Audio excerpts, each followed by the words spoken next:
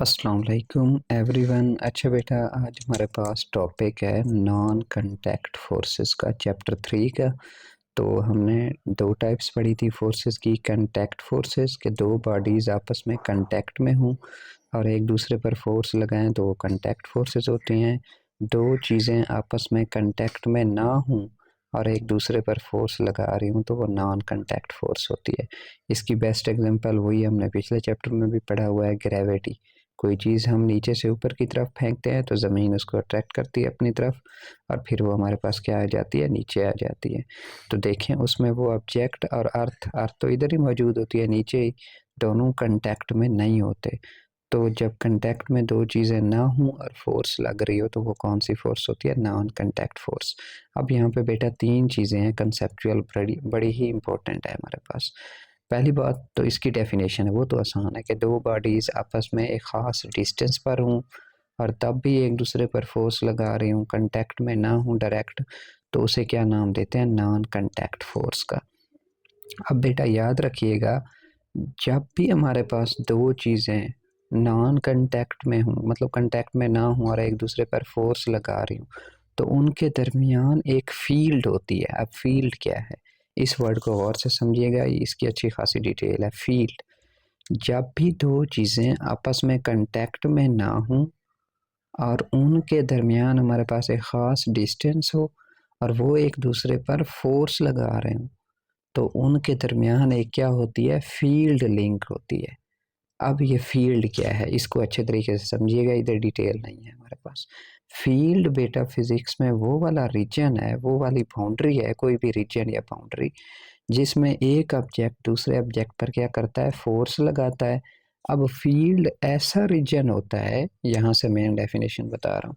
Field जब भी physics में नाम है, ये ऐसा रीजन होता है जो हमें नज़र नहीं आता लेकिन उसका इफेक्ट फील होता है। जो हमें नज़र नहीं आता लेकिन उसका क्या फील होता है? इफेक्ट फील होता है। नीचे से हमने ऊपर की तरफ चीज़ को भेजा, ज़मीन इधर मौजूद थी, चीज़ इधर मौजूद थी, दोनों एक दूसरे पर क्या कर रहे हैं? फोर्स लगा रहे हैं। और वो फोर्स कौन सी है? नॉन कंटैक्ट फोर्स है। अब देखें इन दोनों के दरमियान वाला रीजन हम क्या नाम देते हैं बेटा? फील्ड का नाम देते हैं।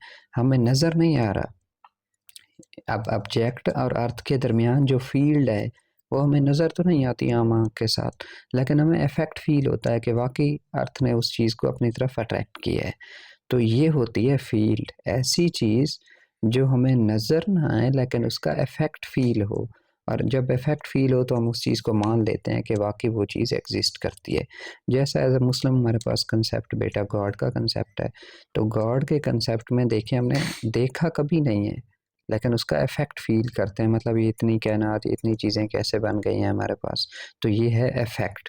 और इतनी हमारे पास सर्टेन वे से, सर्टेन पैटर्न से कोई चीज़ कैसे मूव कर रही है एग्जैक्ट स्पीड के साथ, तो ये गॉड का इफेक्ट हम फील करते हैं, हमें नज़र नहीं आता तो हम उस चीज़ को मान लेते हैं।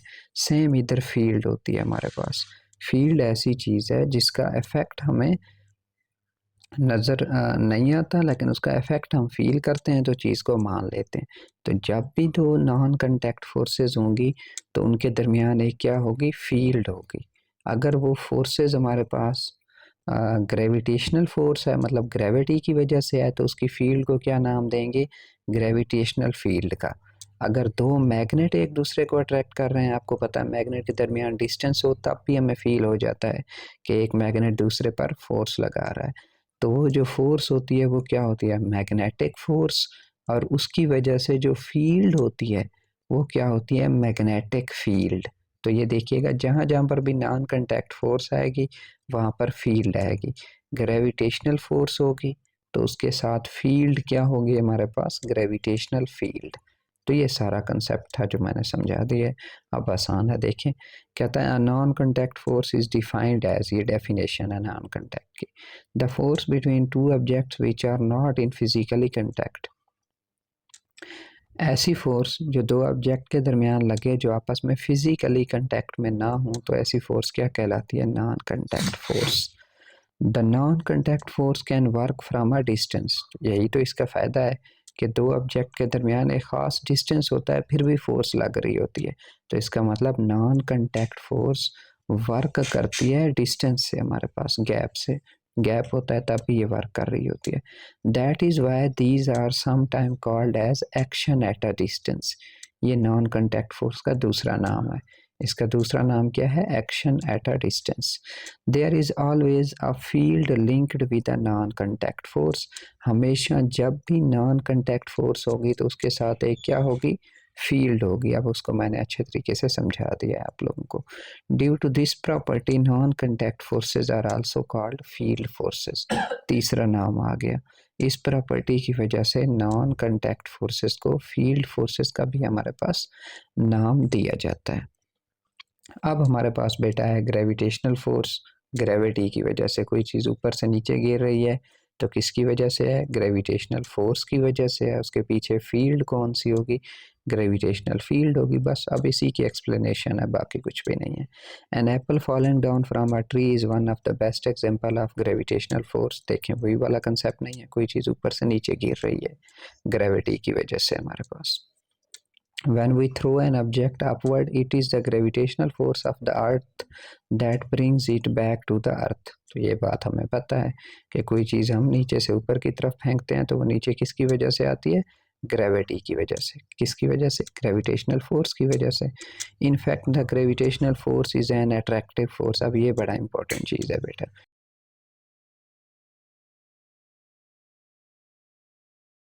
डेली लाइफ में आपके पास जितनी भी हमारे पास फोर्सेस होती हैं वो अट्रैक्टिव भी होती हैं हमारे पास और रिपल्सिव भी होती हैं, लेकिन ग्रेविटेशनल फोर्स जो है ये हमारे पास सिर्फ क्या है? अट्रैक्टिव फोर्स है। ये बात याद रखनी है, ये सिर्फ अट्रैक्ट करती है चीज़ों को, रिपेल नहीं करती है। ये बड़ा इंपॉर्टेंट एमसीक्यूज है। ग्रेविटेशनल फोर्स सिर्फ क्या है? अट्रैक्टिव फोर्स है, अट्रैक्ट करती है। That exist amongst all bodies which have मास। अब इसका मतलब क्या है? ग्रेविटेशनल फोर्स सारे इस कायनात में जितने भी मैस हैं उनके दरमियान होती है, जिनका क्या होता है? मैस होता है हमारे पास। इसका मतलब जितने भी मैस वाले ऑब्जेक्ट हैं वो एक दूसरे को क्या करते हैं? अट्रैक्ट करते हैं।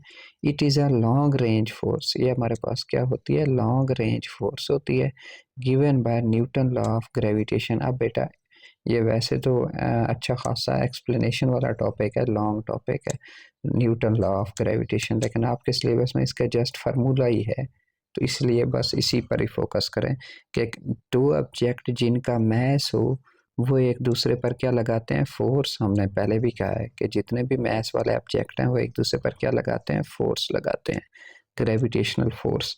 और वो फोर्स किस चीज़ के इक्वल होती है? F is equal to G m1 m2/r²। बस ये इतना आप लोगों को पता हो कि दुनिया में, कायनात में जितने भी ऑब्जेक्ट होते हैं जिनका मैस होता है वो एक दूसरे पर फोर्स लगाते हैं। वो जो फोर्स होती है वो क्या होती है? ग्रेविटेशनल फोर्स होती है। और उसका formula Newton law of gravitation के मुताबिक क्या होता है? F is equal to G m1 m2/r²। m1 होता है पहले बॉडी का मैस, m2 होता है दूसरी बॉडी का मैस, r² होता है डिस्टेंस उन दोनों के दरमियान। अब g यहाँ पर क्या है? कांस्टेंट है। अब ये g की वैल्यू क्या है? ये बेटा एग्ज़ाम के एमसीक्यूज में आती है विद यूनिट। तो g कांस्टेंट है, इसकी वैल्यू कितनी है? 6.67 multiplied by 10⁻⁻11 newton metre square पर kilogram square. The sun gravitational force keeps the earth and all other planets of our solar system in fixed orbits. ये एडिशनल इंफॉर्मेशन लिखी हुई है। सन का भी मैस होता है ना, तो हमने क्या कहा? जिस चीज़ का भी मैस होगा वो दूसरी बॉडी को क्या करेगी? ग्रेविटेशनल फोर्स से अट्रैक्ट करेगी। तो इसका मतलब वो कह रहा है कि सन का ग्रेविटेशनल फोर्स जो है वो अर्थ को और दूसरे प्लैनेट्स को क्या करती है? मजबूर करती है या रखती है कि वो फिक्स्ड ऑर्बिट में ही मूव करें हमारे पास। Similar the gravitational force of the earth keeps the moon in its orbit. तो अर्थ का भी तो मैस होता है ना, तो अर्थ की ग्रेविटेशनल फोर्स किसको? चांद को कंपेल करती है, मजबूर रखती है कि वो एक खास ऑर्बिट में ही मूव करे उसके गिर्द। It also keeps the atmosphere and oceans fix to the surface of the earth. यही ग्रेविटेशनल फोर्स है जो ओशियंस को और दूसरे एटमॉस्फेरिक चीज़ों को हमारे पास क्या करती है, फिक्स रखती है कि वो सरफेस ऑफ अर्थ के साथ अटैच रहें। Even an object resting on a surface exert a downward force called its wait. अब आप लोगों को पता है कोई चीज़ ज़मीन पर भी पड़ी हुई हो तो हम कहते हैं ना वेट उसका नीचे की तरफ डाउनवर्ड एक्ट कर रहा होता है। तो even an object resting on its surface exerts a downward force called its weight due to attractive force of the earth known as gravity हमारे पास। तो ये आखिरी लाइन याद करें या ना करें, इतने तक कर लें काफ़ी है हमारे पास। तो ये था हमारा बेटा आज का टॉपिक, जिसमें हमने मैग्नेटिक ग्रेविटेशनल फोर्स पढ़ी है और नॉन कॉन्टैक्ट फोर्सेस की डेफिनेशन पढ़ी है। ओके जी, मिलते हैं अगले लेक्चर में।